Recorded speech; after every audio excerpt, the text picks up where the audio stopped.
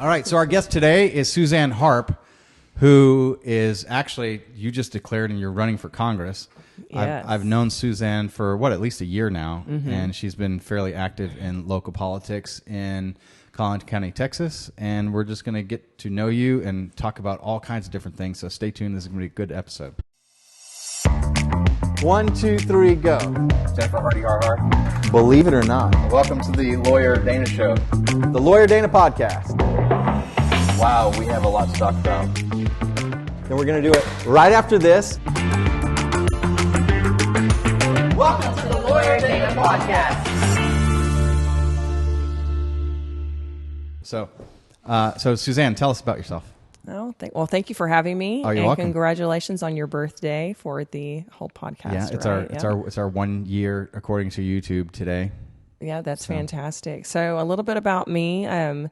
We decided, meaning because we have a campaign, we have about 250 volunteers that helped us on the last campaign that we'll hold over for this one. We decided to run for Congress because Bill and I have lived in Collin County for, 25 years. Oh, wow. And we have 4 kids that we've raised here. We love this area. But at my core, most thing I'm proud of is I'm a mom of 4 kids. Like I was telling you, You've Bill. had 4 kids? I've had 4 kids. You don't look like you've had any kids. I know. That's amazing. So Bill and I are high school sweethearts, and we come from very different backgrounds. He was raised in the church and did everything proper and right, and I was not that person. But I say that, at 16, I found the Lord, and it took me in a whole new path.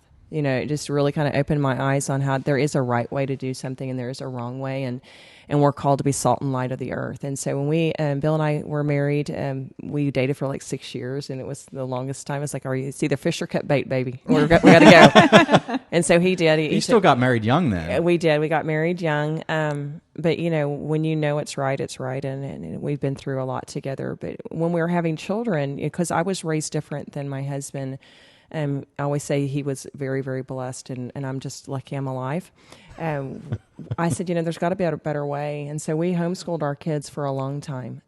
We took very diligent care in what we taught them and who they were hanging around with, their friends and whatnot. And we realized through the whole process of raising kids that, it's good that we have this bubble in our home.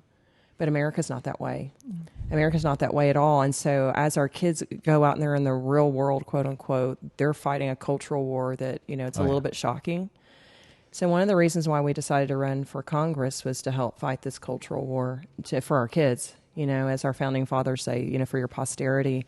And if we can't get that right, it doesn't matter about the finances. It doesn't matter about anything else.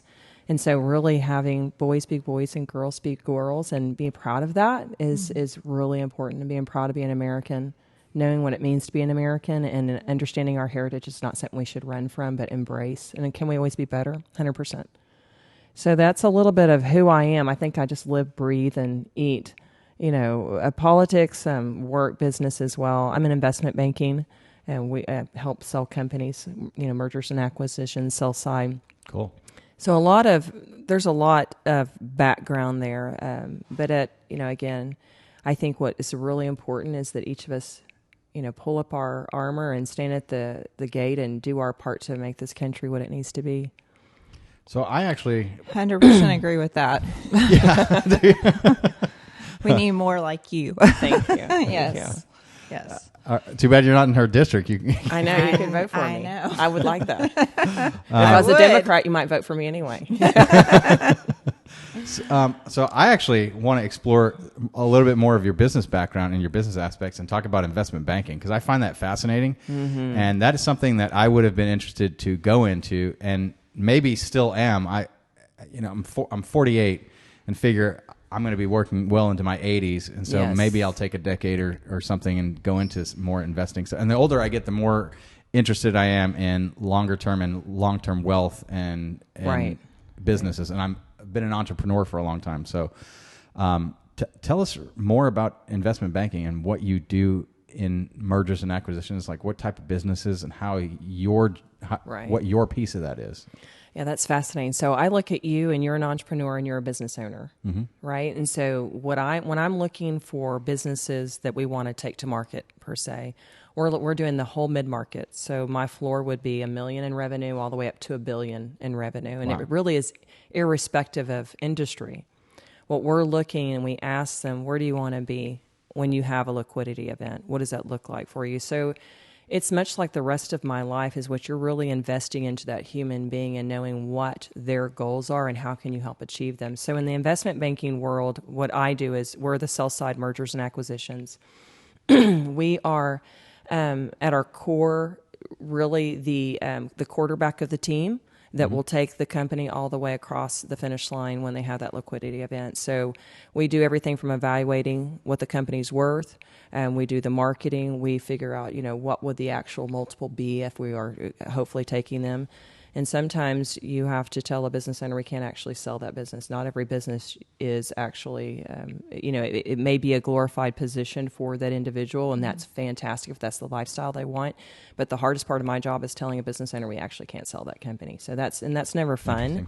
So what I tell business owners, no matter where you are, because it's not really respective of industry, it's how you actually develop that business and that business plan. Is it scalable? Is it scalable without you being there?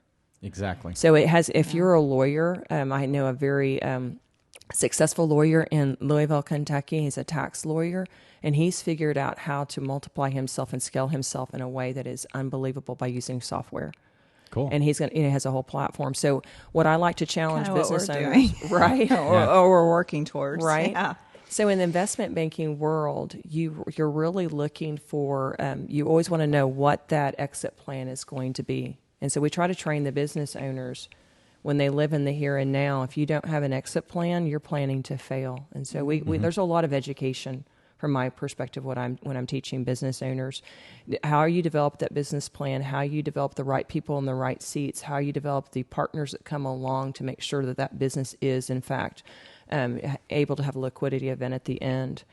What's interesting though, when we're working with business owners, they're always wanting to know, when we sell, is the cost of capital going to be out of control? Because it does actually depend on what the buyer can bring to the table as far as capital, what that multiple will be on the business, right? So when you think about your business experience and how much then, okay, well, who's doing that? Well, government, right? We got Bernanke, they're raising interest rates, lowering all the crazy things. You can't get away from the government aspect in business. Yep.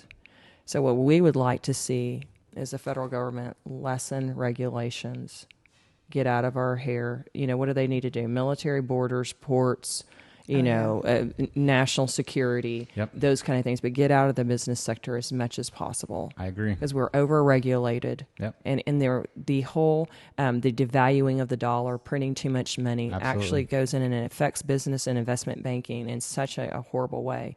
And it touches every business owner. It's funny that you're bringing up the devaluing of the dollar because we just talked about that 2 episodes ago. Yeah. And about how we're on track to be like Argentina, Venezuela.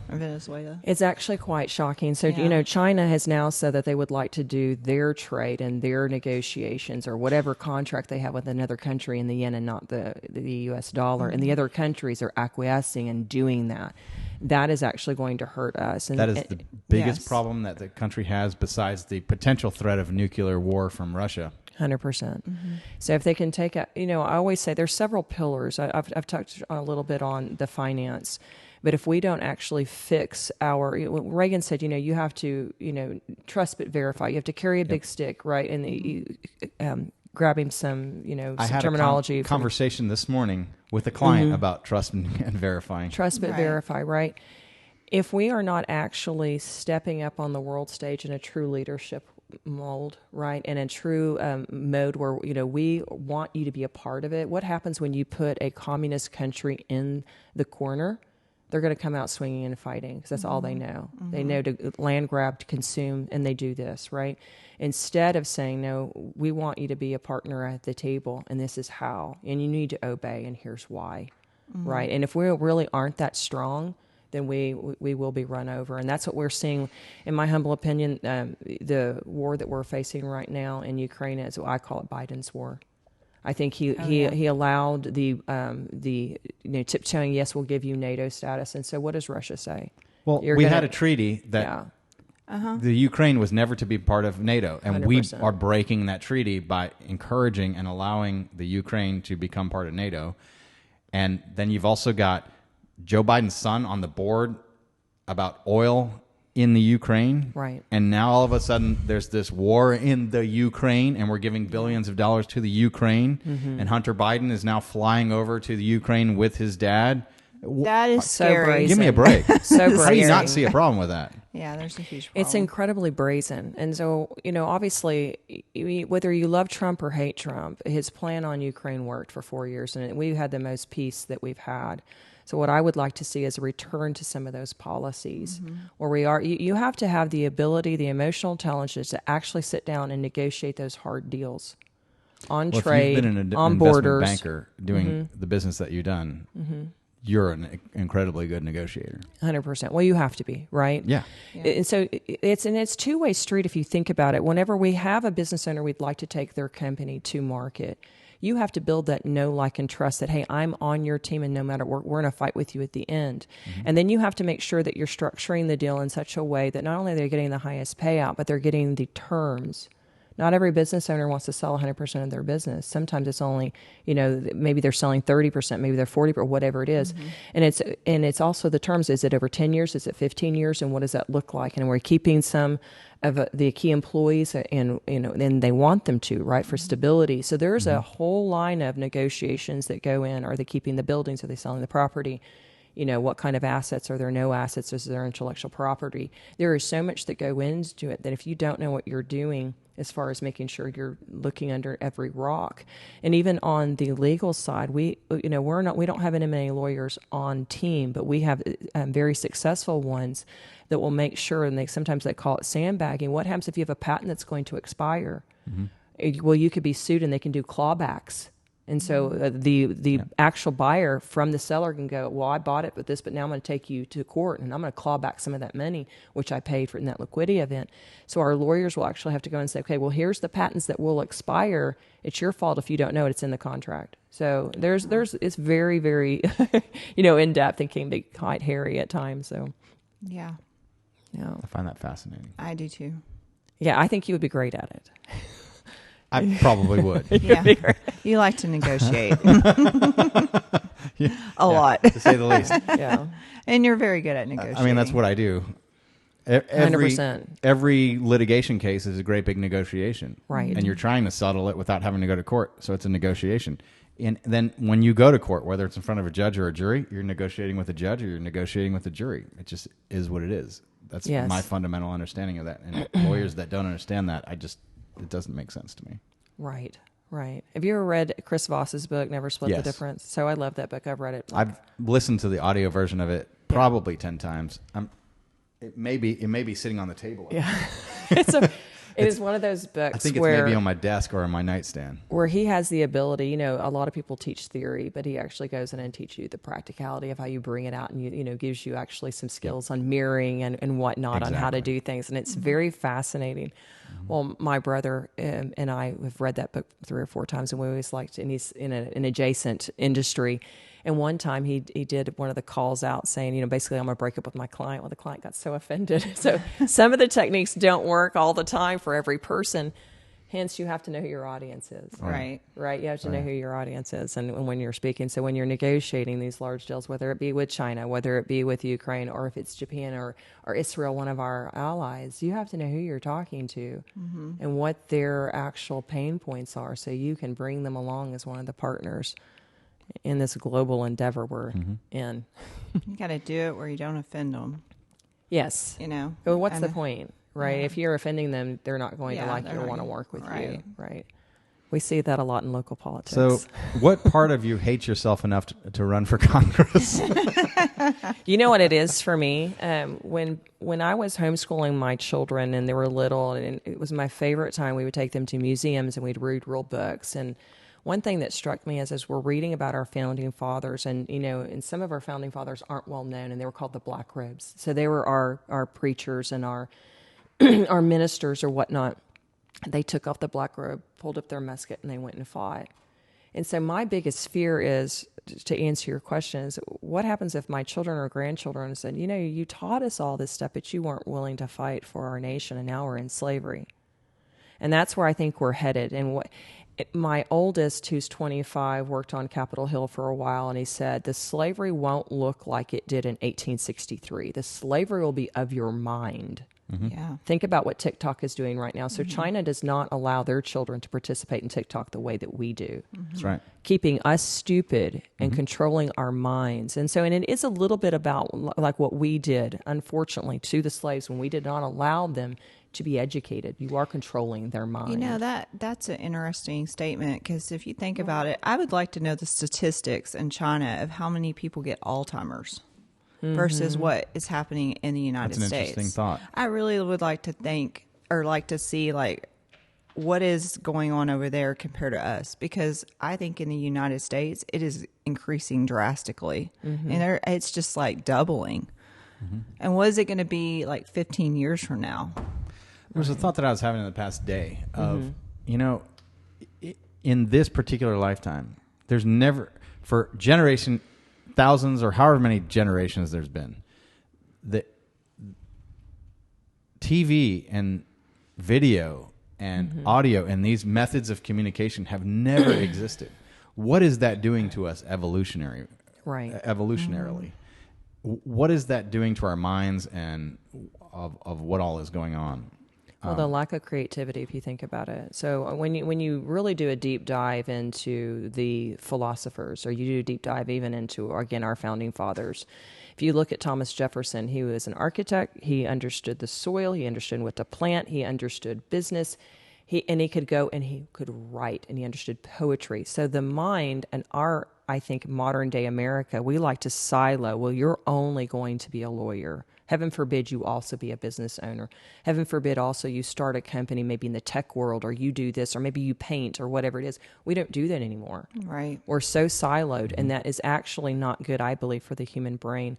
My daughter was on the track to be a professional ballerina, and so Bill and I told her, well, we'll support that. There's no money, so for kicks and giggles, we'll support it for a while, but you have to make sure your academics are in line. And what she told us is, by doing that, she had two worlds that she could pour into so heavily. And one, when she was burnt out on academics, she would go and she was at the ballet bar. And when she was tired, her muscles were fatigued here, she'd pick up her books and study here. Yep. So it balanced the brain out in such a way. And I was telling her that Haley's in her first year at Regent Law now.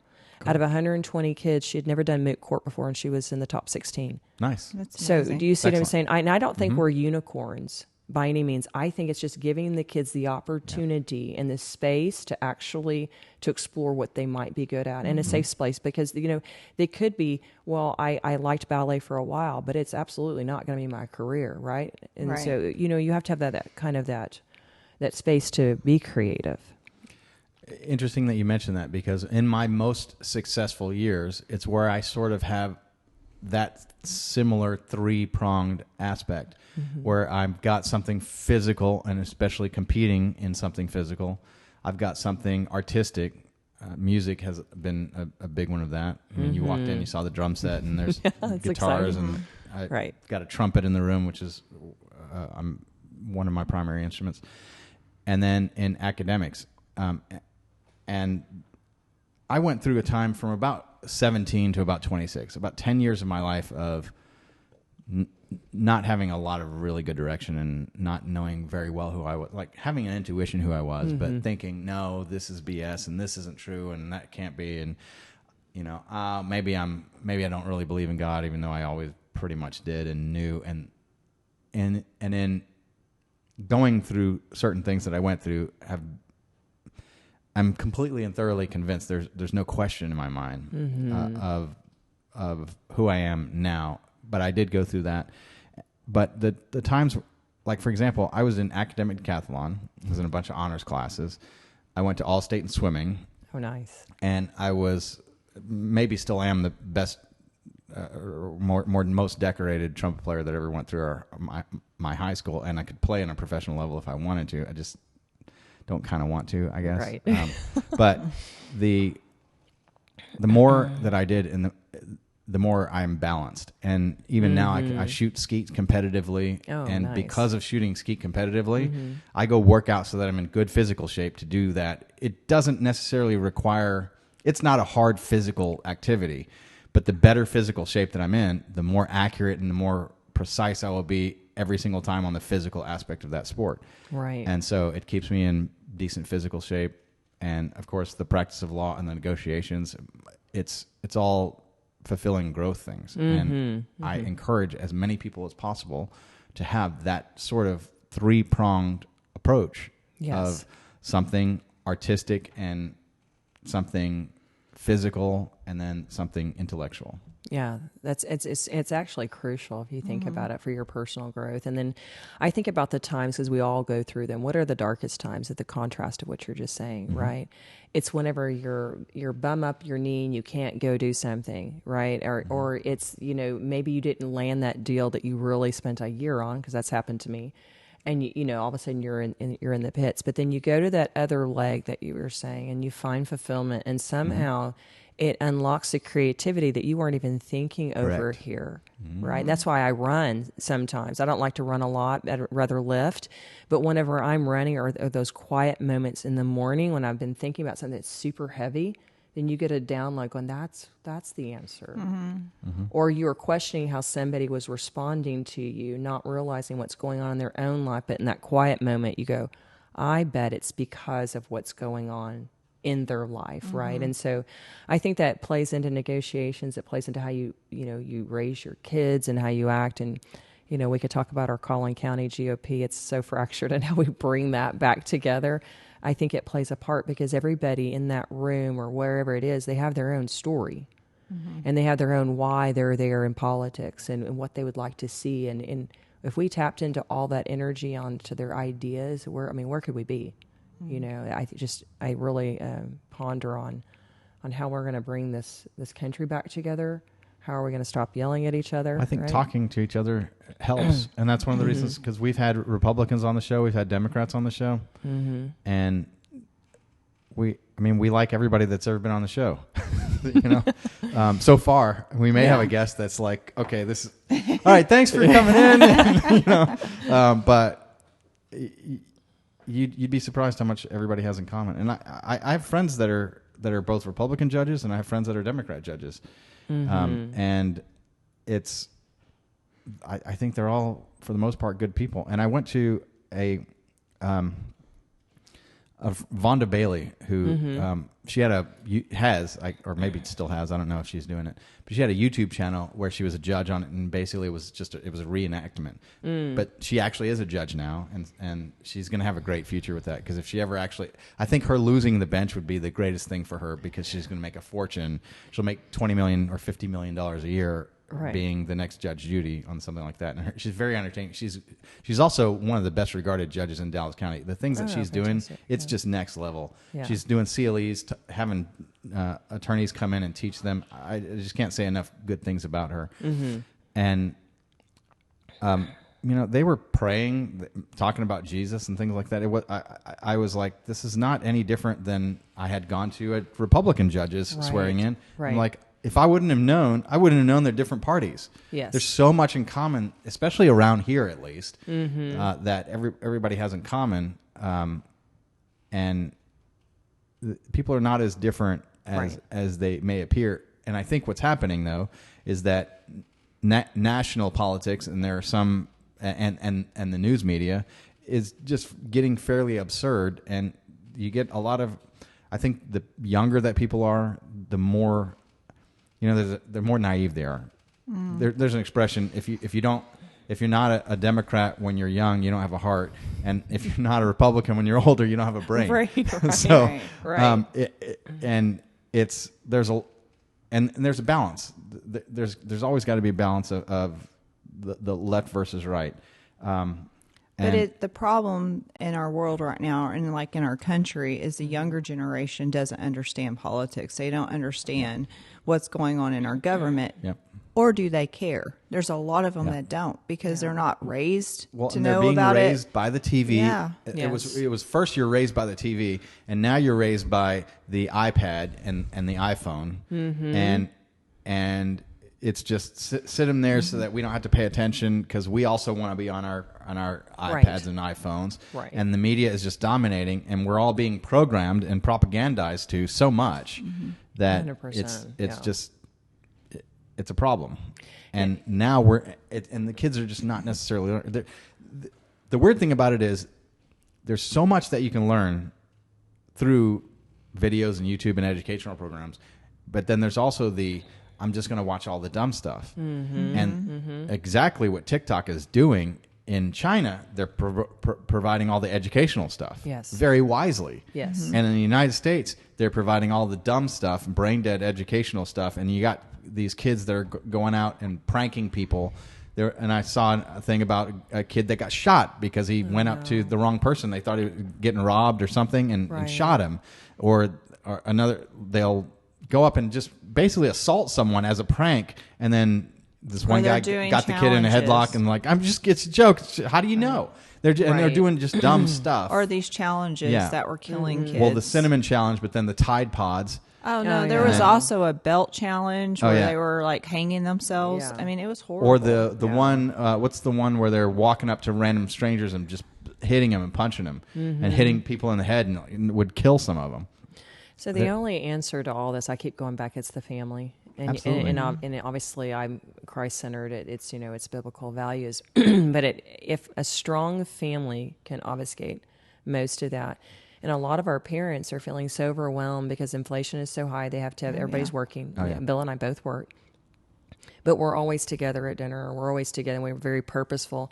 So if we really have to promote that as much as the Kardashians are promoted, or as much as something else is promoted, we have to champion and start lifting up sound whole families. And this is what it looks like, right? This is what it looks like to be a successful woman and a mom, right? And if we really have to dig in and invest in that kind of time. I know whenever we were growing up, we had TV shows that would promote, a lot of family stuff. I right? started watching, I know it's funny, but whenever I do watch TV, I found on HBO they have Family Matters. I loved that show growing up. It was a wholesome show. It was on Friday nights, and now looking at it now, do you still agree that it is? Yes. The other night I had it on, and my son, my oldest, who's 19, walked in the room and goes, "Wow, they were praying on the show." Wow. And they were actually singing at the end. They were singing a hymn. They were playing on the piano and singing a hymn together as a family. And We need more of that. yes, and I was like, this is what I grew up watching, Full House, things like that. That, it was a family dynamic. Like the family was together. They came together. They were united. You don't see that anymore. Well, I used to watch Leave It to Beaver, and that was a good family. And there was plenty of good family shows at the time. But family matters. Like the mom worked, the dad worked. They both had a job, but they still made it a point. They had family dinners. They made it a point to be there for their children. They made it a point to make education number one. They made those things a priority. And we don't.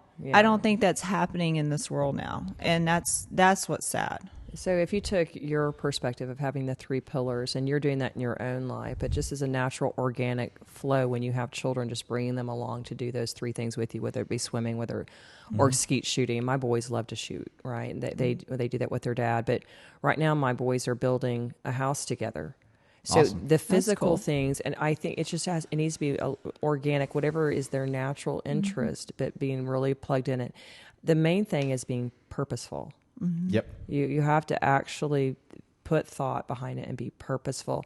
And it doesn't take a lot of money to do things. And whether you're doing I do believe in doing something athletic together, whatever that looks like. If you're in Georgia, you're taking hikes in the mountains, right? Or if you're, in Florida, you're going to the beach together. Just something that is physical, something that is outside, something that is stimulating. And you do it often together. I try to do that with our kids.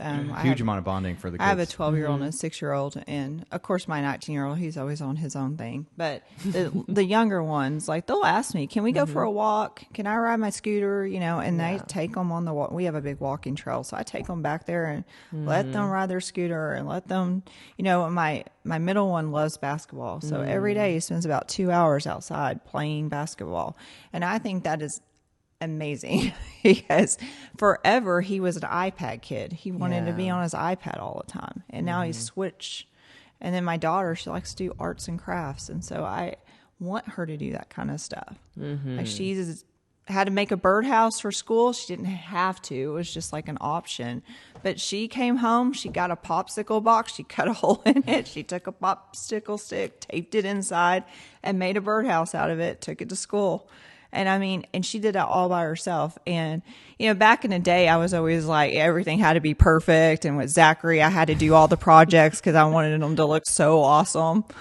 And now with her, I'm just like, oh, do whatever you want. You know, you want they're taping away, tape away. You know?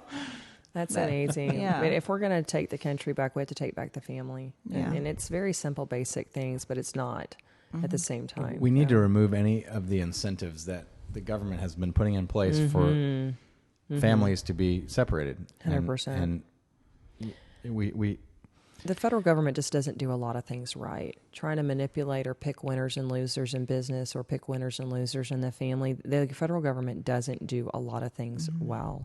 Right. And so now they want to actually even start to take the space of our, you know, our money that we send through Zelle or whatnot, and they want to have control of it. And they want to have their own federal app that all the banks have to use. And you're thinking about all the what could possibly go wrong? Right? A lot could go wrong. Whenever we have trying to make sure that the dad is not, and we're incentivizing the mom to actually have multiple children and to, you know, take the dad out of the picture and giving them money and finance behind it. You know, we can talk a lot what's happened to the minority families in our country over the last 50 and 60 years. But what I do find encouraging is a lot of our minorities are starting to wake up. And they're starting to say, especially the younger ones who are 35 and younger, they're starting to say, you know, they've been in control of our cities. They've been in control, the Democrats, and they've been in control of these things. And it's not all Democrats, because my husband's grandparents were, you know, what we call blue dog Democrats, right? They are very conservative, like you were speaking to. It's those who really have a vested interest in making a dollar off of somebody else's back. And, you know, and whether it be the family or whatnot. I was in Dallas County a couple of nights ago listening to some of the city council members and the Chamber of Commerce speak on the homelessness in Dallas County. And they were explaining, well, why doesn't Collin County have it? Well, we don't do handouts. And interestingly enough, what the government in San Antonio is doing really well for homeless is they actually have a facility where there is a courtyard. There is adjacent buildings where they can get services, but the homeless people are absolutely not allowed to hang out at the Riverwalk. So when you start to really dig deep into some of these programs, like you were speaking to, Dana, there's many behind it. And, you know, I don't want to say there's a boogeyman around every corner, but you need to follow with some of these government programs. Who is the ultimate beneficiary in the finances of it? And we have to, you know, get rid of those kind of programs that are really, you know, decimating our country and the moral fabric of our country. Yeah. Absolutely. I hate when we have that long pause. Well, I mean, But that is sometimes we need the breathing space of. But that is an interesting point, because you don't see the homeless in Collin County like you do in Dallas. Right. You know, in Dallas, it's everywhere. Well, think about just the whole mentality. When we were talking about the separation of these labels, Republican, Democrat, conservative, liberal, not, they're just labels. Right.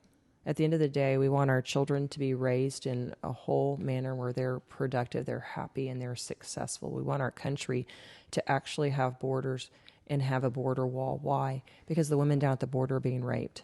Yeah. Right? And so even when you're speaking to a Democrat about that, they don't want the women raped. They just actually probably maybe not even know the level of that's going on in separate areas.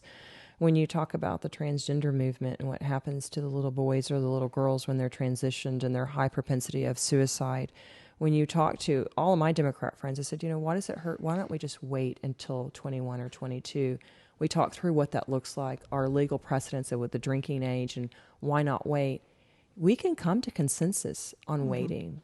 We can come to consensus on a lot of these really tough issues by having good conversations, not having a hidden agenda, but for the health of the country, but for the health of the individual. Right. I'd like to see these labels go away. Oh, me too. And I think that we are We were really misserved by thinking when somebody says, I'm a conservative. Well, I don't even know what that means anymore. Mm-hmm. You know, I'm a Republican. Well, I don't know what that means anymore. And there's a lot of old Republicans that are my grandparents' age or younger that the Republican Party is disappointing me, right?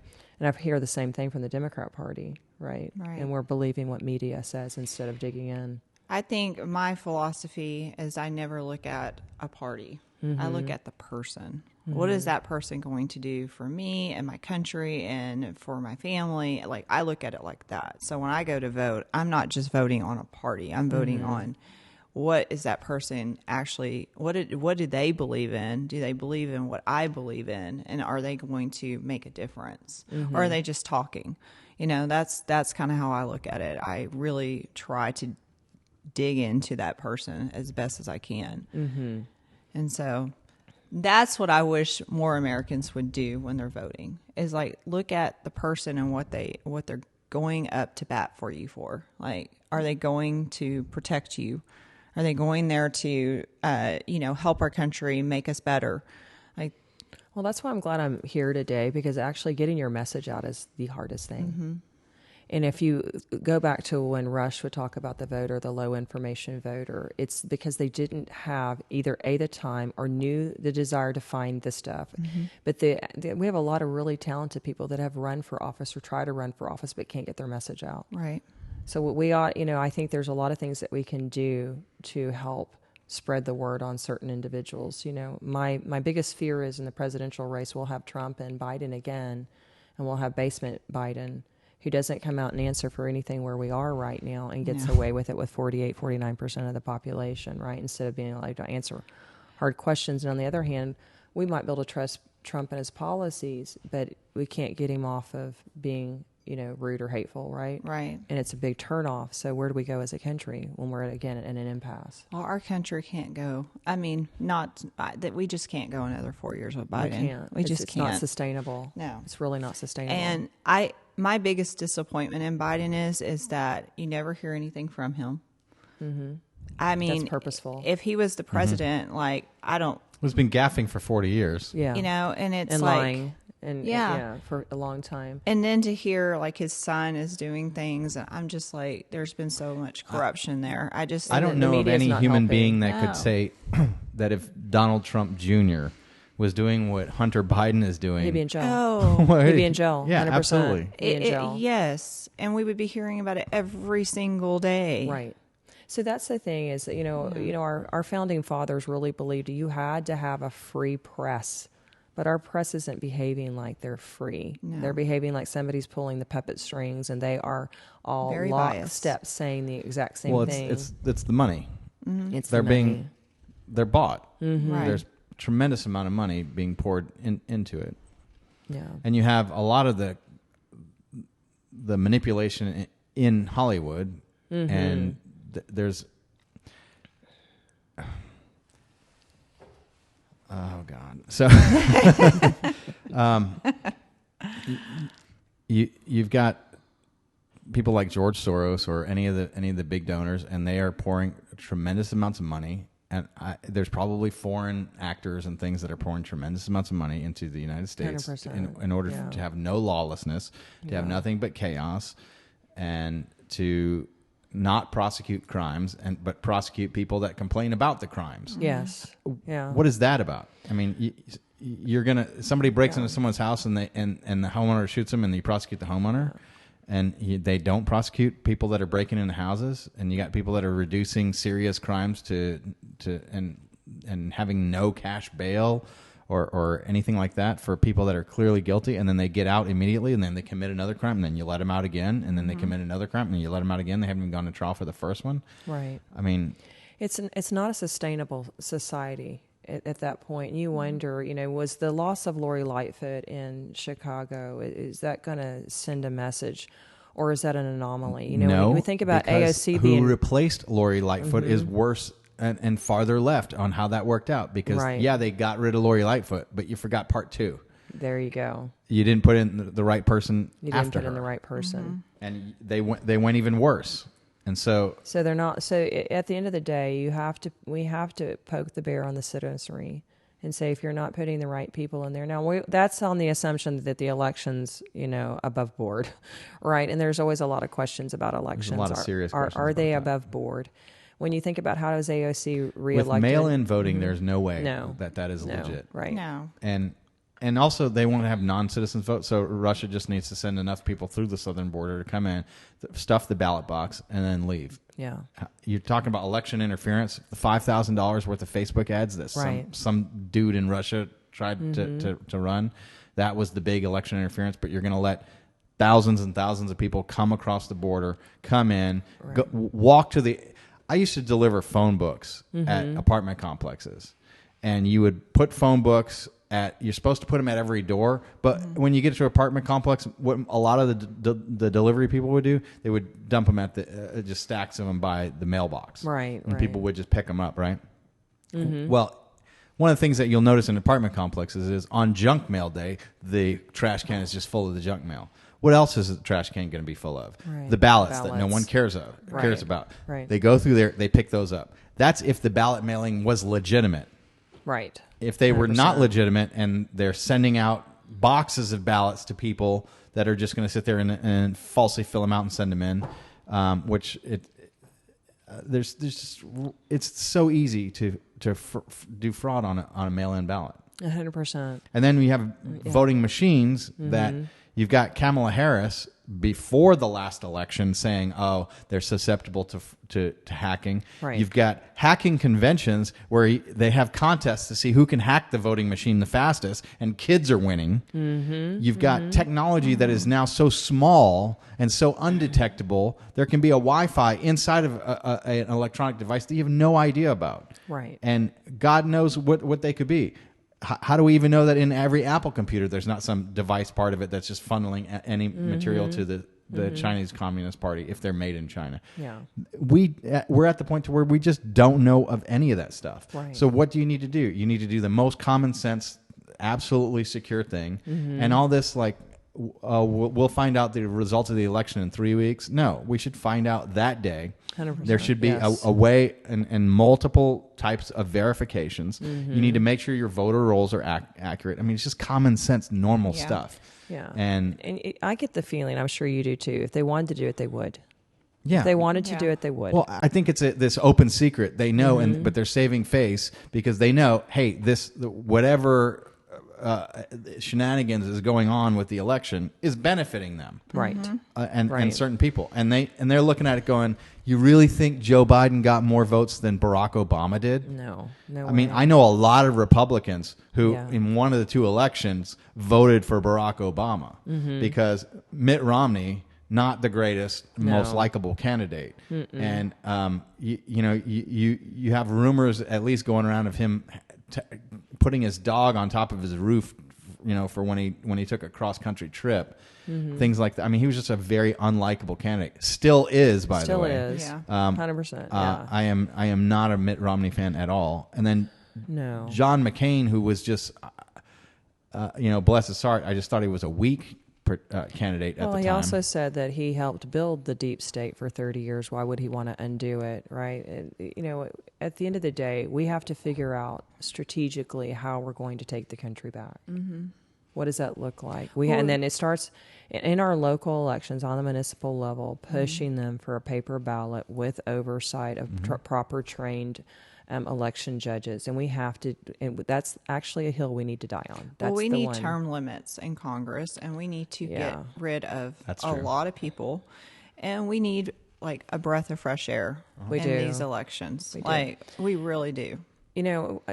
When I'm pressed about term limits, I think 6 to 8 years in Congress is a good stint.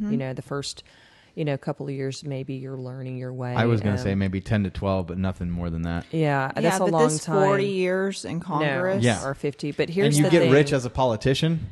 Yeah, You've lost sight of who you are. I am You've lost suspicious sight of why the you're there. people who got rich being a politician as opposed to became rich and then became a politician. Right. If you've right. become rich and then you go become a politician, I'm going to be probably more trust, trusting of yeah. you. Yes. Because you're not in there for the money, at least I hope. I mean, the one thing I really liked about Trump, the one thing I was like, oh my gosh, he's not even going to take a salary. Right. He's like, I'm forfeiting my salary. Yeah. Well, just for the it cost country. him. Yeah. It cost him at least $1 billion of personal Yeah. wealth. I'm sure. And you go from everyone in the world. I mean, here's the thing about Donald Trump. He was loved by everybody until he decided to run as a Republican. Then Right. he became a demon. Right. Right. And that's the number one thing that you can know. Everything you need to know about people politics used- Right, and which channels are which. Well, they held it against him because he once was a Democrat, and they were holding that against him. But again, the Democratic Party from back in the 80s to the Democratic Party to now is two different parties. Right. And Well, I Ronald think they're- Reagan used to be a Democrat yes. too. Yeah, he did. And so did Rick Perry, right, our governor. So I didn't know that about Rick Perry. Yeah, he did. And George Bush actually converted him. The thing is with Trump is that his best asset for us, I think, going forward would be to help us clean out the 3-letter agencies. Yes. Absolutely. Right. And I think that, I mean, if we had 4 more years with him, I think what scares them and why you see all these lawsuits against him and they're not going to stop is because I think they also know that their gravy train will be cut off. That I think he's coming for blood next time. We ought to, again, I'll circle back to where we were in the beginning of this conversation. I really, truly believe we're at war. We're at so many different fronts, a cultural war. We're in obviously, we're fielding billions into the Ukraine, but we're at a war even within who's going to be in control of this country. And I had the good privilege of listening to Florida Senator Rick Scott the other night, and he said the Senate is the whole federal government is incredibly broken, but the Senate doesn't even have hearings anymore or go to special committees anymore for certain bills. It is only what Schumer wants and pushes it through. And here's the other sad part, that there's no collaboration. He says there's 5 senators, and they'll go meet with the Freedom Caucus or with one of the other caucuses once a week for dinner to collaborate on how the House may start with the bill and send it over. Everybody is just there with the sole purpose of being reelected. And so when you say we need term limits, I mean, I do agree with that, but I also agree, I think at a higher calling is the citizenry must be so engaged that you primary them out. And our elections, especially here in Collin and CD3, are won and lost in the primary. So you have to make sure you have the right person with the right vision long term for what we need. This seat particularly is incredibly powerful. And I had somebody in Dallas County said to me, Suzanne, when you win, remember that you have a burden to be bold because you are in a safe seat. You must go and be bold. And that, at the end of the day, I think that the base would champion somebody like we do Trump, who will stand on conviction no matter what. Pull the right professionals around them to get the right expertise, because you cannot know everything, but you can certainly surround yourself with the right people, and making sure you're so convicted to see it actually come to pass, our country succeed and be able to be passed on to the next generation after that. If we don't have that level of conviction, it's over. I mean, it's too fragile. I'm surprised our economy is as strong as it is right now, but it won't be much longer. It won't, how many more shoes have to fall before it's gone? Well, we have more credit card debt than ever before. Yes. It's. I saw one report that says it's 7 times higher than it was a year ago. Right. And that within the past month, that the rubber's basically meeting the road because it's maxing out and things are having to change. Right. It's eating, though. Like, me and my husband just recently created this really tight budget, and we have been tracking every little penny and every little dollar we spent. Good. And I was blown away with how much it costs to feed us. Right. Like, as a family, we've never really just put, everything we spent on food.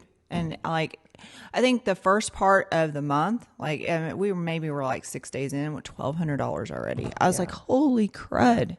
Well, we're at 40-year highs in inflation. Yes. Oh, absolutely. So with beef, and I don't know if you want to call it conspiracy or not, but we had our beef plant that was blown up in Texas. You're like, there goes all the cattle.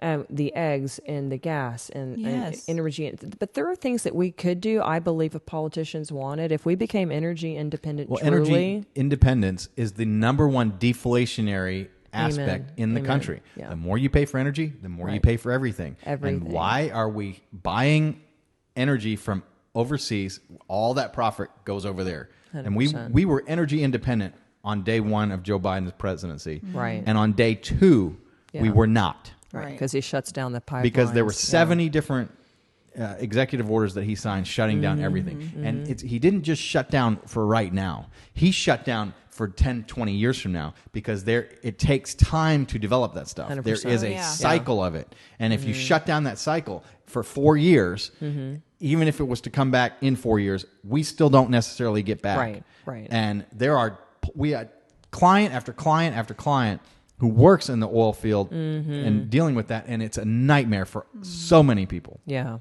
Very frustrating. And we haven't built a refinery in 30 or 35 years. These are kind of things that if they wanted to, they would do. And at the end of the day, you have to start saying this stuff is purposeful. Absolutely. I had a doctor client of mine saying one of the most frightening things for him is to think that he'll pull up his meds and give to a patient the meds are coming from China. And one day there's going to be a bioweapon in one of these, right? He says we need to bring all pharmaceuticals back. We need to bring chip manufacturing back. Absolutely. There are so many things that we could do and turn on the switch to fixing our economy and unleash it overnight. At the end of the day, though, and I don't like to be that conspiracy theorist, but if they wanted to, they would. And so you have to say that they clearly do not want to. And then what is their payout? Right. So what would you do if you win, you get into Congress?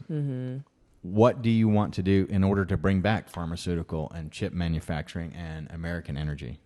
I hate to keep beating the drum, but Trump already has the plan.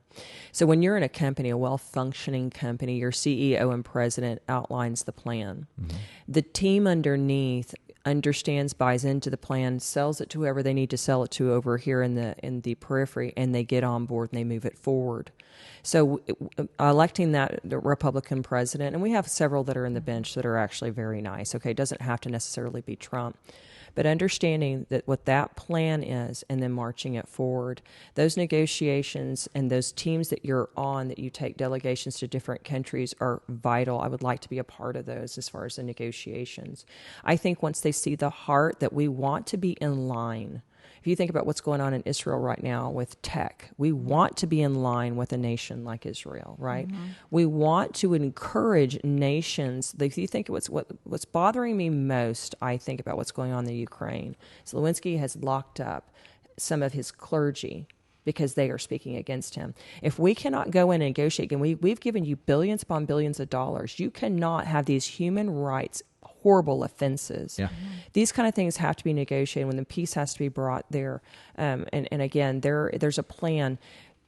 Obviously, energy independence, I think unlocking that, educating the American population on where lithium comes from, those natural resources that pulled out of Afghanistan. Have you seen the meme? And the meme's accurate. Here are these 5 guys that get oil and gas for your car. And here's these children out here, no protective gear, mining by hand.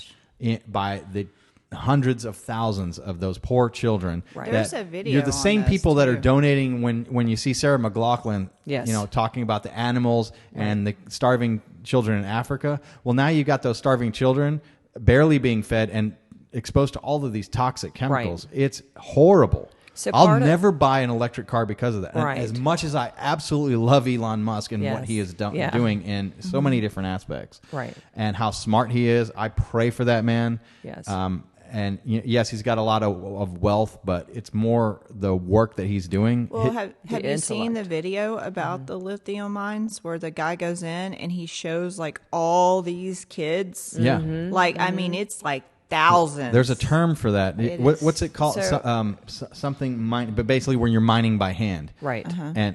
And so it's the number one human rights injustice that I see in the world. Besides, actually, no, it's number 2. Yeah. The number 1, I think, is the human trafficking and rape and slavery that is happening at the southern border. Right. That's being funded by the cartels and the drugs. That all of this and the entire United States population is being manipulated by, no, we don't want to have a border wall because Trump is the bad guy. No, we need a border wall. We need control of that because we need to keep the drugs out.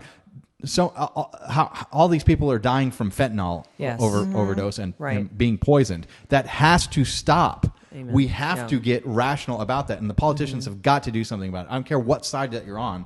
Everybody should be in agreement with that. Well, that's what whenever we have real conversations, I believe a congressperson, their primary role is educating their constituents. The primary role, because it makes your job in DC so much easier, because then your backing is like, well, obviously lithium batteries is not the way to go. What we ought to be doing is our own homegrown energy. If we're talking about what's going on at the cartel at the border, when I was running the first time, I had a lot of the Border Patrol send me videos.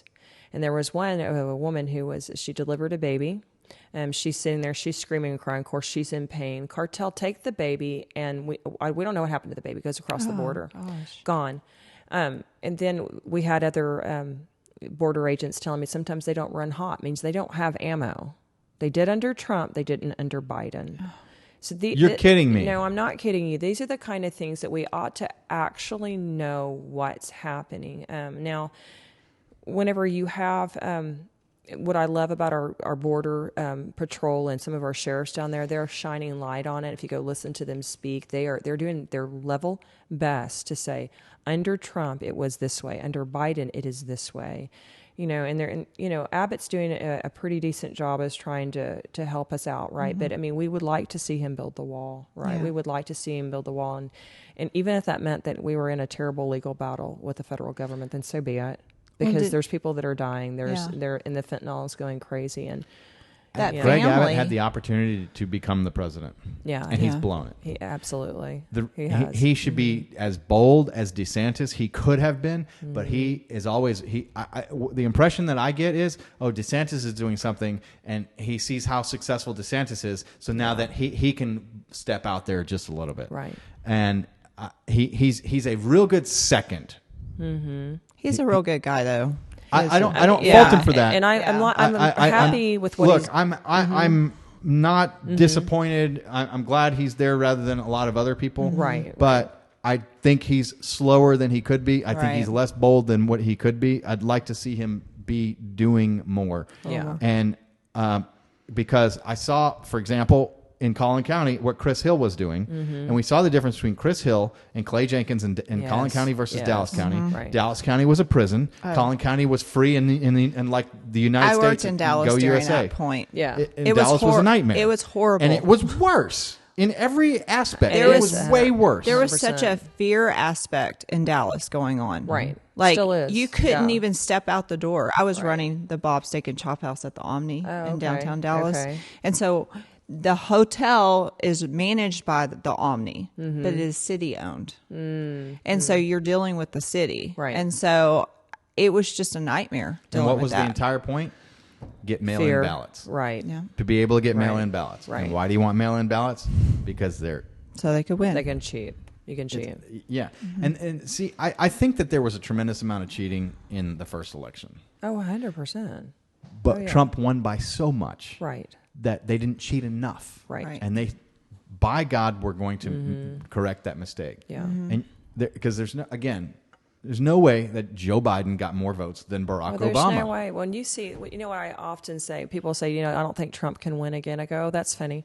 So he can go to any city in the United States with 2 days' notice and garner 60,000 people that show up. Tell me he's not going to win. Yeah. And tell me he's not going to win. But here's, again, the down ballot people. We will have Republicans who are so mad that he's our nominee that will sit home. And we really have to challenge them and saying, you sitting home is actually costing the country. You need to buck up. And we have to make sure, because all those down ballot people are going to be crucial to get across the finish line, all the way down to our judges. Yeah. Well, when you were speaking about the cartel, I mean, did you hear about that family that got kidnapped? The cartel made a mistake, kidnapped this family, that tourist, killed 2 of their family members, then realized, we screwed up. You're not a part of what our plan was. So we're going to send you back. So it was a sister and a brother. So their other 2 family members murdered. They're like held captive with the cartel, and their family members that are dead, they're having to sit like they put their dead family members on top of them to like hide them. They finally get back, like get released, but they go through this whole ordeal. And the whole time the woman was saying the cartel was like, one of the cartels was like, man, we're so sorry. We're so sorry. We messed up. They were like apologizing to her because they didn't realize they got the wrong person. Yeah. Well, the corruption in Mexico is unbelievable, and it's spilling over into our nation. The border wall has to be built. Yeah. And that's, if you're asking me what else I would absolutely make sure that we have to actually have a law. The executive orders, and what one man can do, another man can undo. We have to have a law that says we are absolutely going to protect we have our laws borders. that they're not being enforced and followed. Right. And DAs that are running on, I'll be lawless, and that's nonsense. Well, they have to be held accountable. They have, I mean, whether they be disbarred or whatever it is, that we have to set up that. But you think about who's at the head of the bar association. Most of them are liberals, right? Yes, and I don't want that mechanism for the discipline. The ideal mechanism is in the voter. Yeah. And to get our votes to actually be legitimate and matter. So not any kind of fraud inside of voting machines, not any kind of fraud inside of mail-in ballots or any of that stuff. Well, I think that's where the real important work is of the executive committee for the precinct chairs, right? It's forcing our actual paper ballots that can be watercress, we know who the chain of custody has of that ballot. One of our SRECs was telling me a story of how she was at a polling place and one person in the car with the machines, that's not illegal either, she was supposed to follow him from A to Z, lost control of where he was, visual completely. So somebody completely alone with the machines, no chain of custody and command of that machine, goes and then shows up. She shows up before he does, and he was in front of her. That's happening here in Collin County. Wow. We ought to stop that. And we need to be bold about these things. And these are people that have served for 30 years in our party that will stand up and say, listen, we need paper ballots. They need to be watercress. They need to make sure that we have a chain of custody, a command of them at all times. And forget that you can train your election judges. There is so much we can do to make sure that they are counted that evening in your precincts. And think about if we had to vote in your precinct. I mean, I do everything around everybody's doing stuff around their home. You can vote in your precinct. And then we had, I think, when it was the primary, we had 30 to 40 locations you could vote, anywhere in the county. And how much fraud and how much wasted money, because some of them would only have one or two people go in a day. And it's an incredible waste of our taxpayer dollars. Well, the longer that all of that stuff is open, the more opportunity that you can have for fraud on any given day or part. Right. There should be something like they could sync like your driver's license with your voter registration. I don't know, something there is a mechanism of some sort that does happen, but also voter ID. You should have to have a voter ID. 100%. And have you seen the videos of people like Ari? I forget Ari's last name, but walked around New York and went to a bunch of black people because they say, "Oh, well, it's racist to not have." To have an ID. And they go, do you have an ID? It's like, yeah, everybody has an ID. Do you know where to get an ID? Yeah, right up there at the DMV. You have to have an ID to buy cigarettes, to buy alcohol, to get on an airplane, to get on a bus, to do your banking transactions. You need an ID for all these different things. You have to have an ID to go to the doctor. But yet, you don't have to have a voter ID. Yeah, for your doctor, for your health insurance. Right. Yeah. To register in school. But you don't need an ID in order to vote because that's racist. No, it's because you're trying to cheat. There's no other explanation, period. And that's what we have to be bold to call out, is saying, listen, if you wanted to, you would. You don't because it benefits you. We have to say that bold. And I think we've skirted around the issue enough as saying, or trying to actually have logic with them in this debating, going, no, at the end of the day, you just want to cheat. So knock it off. We're not going to put up with it anymore. Yeah. Yeah, Anybody who says it, they're lying, and we know 100%. So so let's talk about Trump and DeSantis, and then Biden and who? Probably Gavin Newsom. You think so? You don't think Kamala Harris. The guy who has Well, completely Senator Kennedy destroyed also- California. No, it probably will be Gavin Newsom. Yeah. Because he's got a lot of money. He has a lot of money. And they love him on that side just because he's And he almost looks like pretty. Hollywood, right? Yeah. He's Hollywood. So Hollywood. As far as I think that it depends. We will see on the Democrat side who has the biggest machine. And how far Joe Biden actually deteriorates. If he deteriorates where he can't get out of bed, what happens when you have Alzheimer's or you have dementia or something like that, which he clearly has. Yeah. There's always a tipping point when they just can't do anymore. You can't pump them full of any more drugs, and it's done. I think they're praying and hoping that they can at least get him across the finish line, and I don't know who his VP will be. I don't think it'll be Kamala again. I think they're done with her. They're going to think of some reason to get rid of her. that'd be interesting. Maybe. What's really scary is if they decide to put Michelle Obama in there, then we're in real trouble. On the Republican side, I think the argument between DeSantis and Trump, or even if Pompeo gets in, or Nikki Haley, or we see anybody else get in, I mean, it's an interesting argument, and I want the primary to run its course. And I think iron sharpens iron. When I look at DeSantis, I think he's the darling of our party. I'm not happy with him necessarily having this dispute with Trump in any form or fashion. What really kicked it for me is when Trump was going to be extradited to New York, and I wanted to hear DeSantis say, we're not going to put up with this at all, instead of saying, oh, this is just another Trump, Well, actually, that's what I'm saying. It took him maybe about a week, but he came out. He did say that he wasn't going to participate in an extradition, right? And he wasn't going to. Yeah, but I think you just said the key. Yeah. So we put a lot of pressure as an electorate. We put a lot of pressure on him. What I would like to see DeSantis do is again rally the base, rally the MAGA movement, because he is the natural heir to that. And we don't use those terms, but he is the natural darling. I would like to see Trump have one more term in the fact that he would clean up the 3-letter agencies. He has nothing to lose. He would right the ship. The wisest thing for DeSantis to do would be support Trump. Then everybody who supports Trump will then support DeSantis next. Yes. And DeSantis will take his natural support that he's got now. Otherwise, he's going to have the Trump supporters and his supporters at a clash. Yes. Right. And that's not going to help him. No. He needs to wait. All he has to do is wait, and he'll be president in 6 years.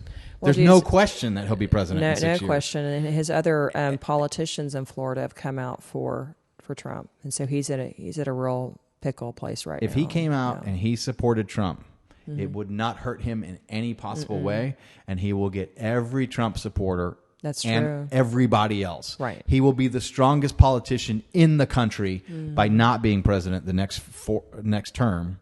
And whether Trump wins or Biden wins or somebody else, another Democrat replaces Biden, that is the absolute top move that DeSantis could make, and DeSantis will be the next that president.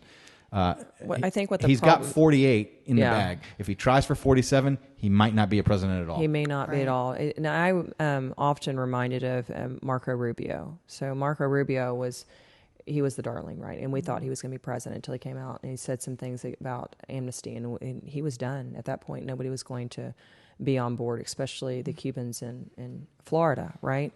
If you think about DeSantis, I think what's the problem is when you look who's whispering in his ear right now, you've got the Bushes, who I'm not a fan of.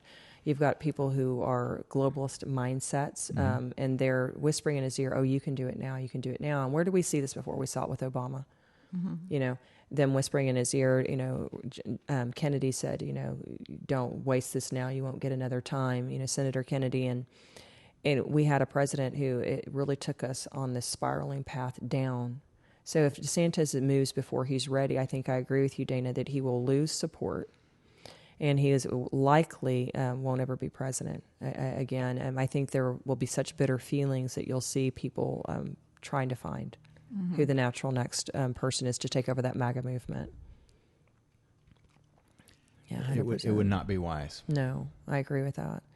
And I think we have, what I like to, because when I'm in my political circles and when I'm talking to the senator's wife the other night, she's like, I just don't like Trump, who he is as a person. And I said, but nobody has ever said to me, I doubt he will do the job. Right. I've never heard anybody say, "Oh, I wonder if he will actually turn our economy around." Well, That's not it. No. And so we really do have to put ourselves you have to take your own personal emotions out of it and say, what is best for the country and moving the country forward. And obviously we've got to have somebody. And realize we need a personality. We need a personality that isn't scared to speak the truth. Right. And he's not scared of speaking the truth. He's not scared of speaking, period. Right. You know? And we need somebody to do that. Because I'm sorry, there was times where I got tired of hearing him when he was a president, but I'd rather hear him than hear nothing. Right, from Biden. Yeah, it has been complete silence. Or eggs, meat, milk, gas, so much higher. And you're wondering, how on earth am I going to send, I've got 2 kids in college now. How on earth are we going to afford this? And I'm glad they have scholarship, right? But at the end of the day, what does it look like for them to get out? And anybody who's under 35 right now is having such a hard time affording housing. And what we don't want is a renter nation, but we're turning into a renter nation. We want people who understand that owning a piece of America is building America. And I'm not against apartments. I lived in apartments. Haley, my daughter, lives in an apartment. But I am against those who can participate not being able to because they can't afford it if they're, is starting in that young family and they want a home, right? I worry about that for my own kids. Well, inflation, you can follow the principles of take 10% of what you earn and take it and invest it and grow it. And after doing that for, if you can get 10 years worth of what you need to live on banked and you make a 10% rate of return, then you have a living that your money pays for you and it will always continue to grow and you can do whatever it is that you want to do. You can grow businesses, you can enjoy your life, you can raise kids, you can contribute in all kinds of different ways. But when inflation is eating that, we all become slaves. Right. 100%. We go from freedom to absolute pure tyranny and slavery. Right. And it's because they're stealing our money by spending it and printing it. Yes. So when you devaluate the dollar the way it is and you think, okay, how long is it going to take before you can actually recoup those losses? And you just talked about 10 years. I don't even know if it's compound. And so you never if you can only get a 10% rate of return and inflation is 8, you're gaining 2%. Right. It takes you 100 years. Think about that. At 2% rate of return.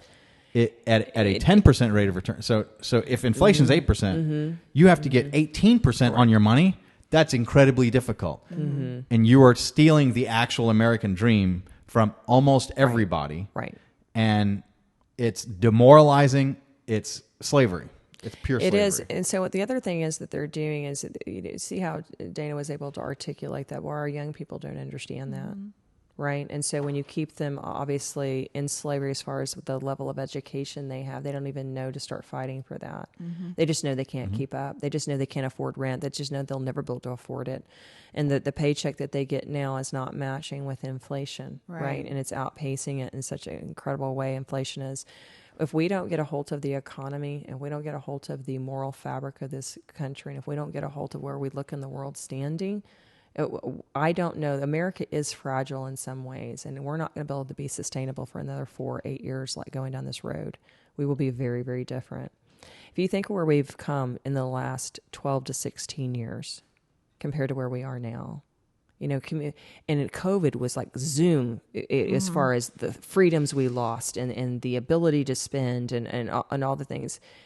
It is happening at such an exponentially multiplied speed of rate right now. We will not be able to sustain this. So we have to have the proper team in Congress. We have to have the proper team in the Senate. We have to have the proper, executive branch. And then from there, we really do. The electric, though, I always fall back. I do want term limits. But to go back to that, more than that, I want a base of people who understand that you are in control of who goes to Congress and who's not. And we do have to demand, obviously, for free and fair elections. But the mechanism and the primary is the term limit. And Benjamin Franklin and Thomas Jefferson, and several of them said, if you're not moral, if you're not educated, you will not have a constitutional republic. And so we had both be moral and educated on the process. And I like when people say it's a democracy. Okay, well, so it's not. We're a constitutional republic, which means that you go and you're going to vote and you're going to participate in who that rep is. And that representative should be your voice. And if they're not, replace them. Right? If they're not and they can't articulate, if they can't win hearts and minds and be salt and light back home to make sure that they understand where the team is going and where America needs to go, replace them. Well, thank you very much for coming in today, Suzanne. It's been great to spend some time with you and learn about you.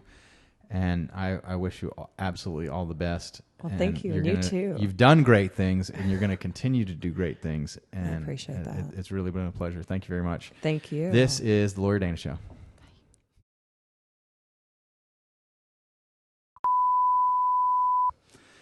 All right, so Suzanne, for the benefit of the audience, and okay.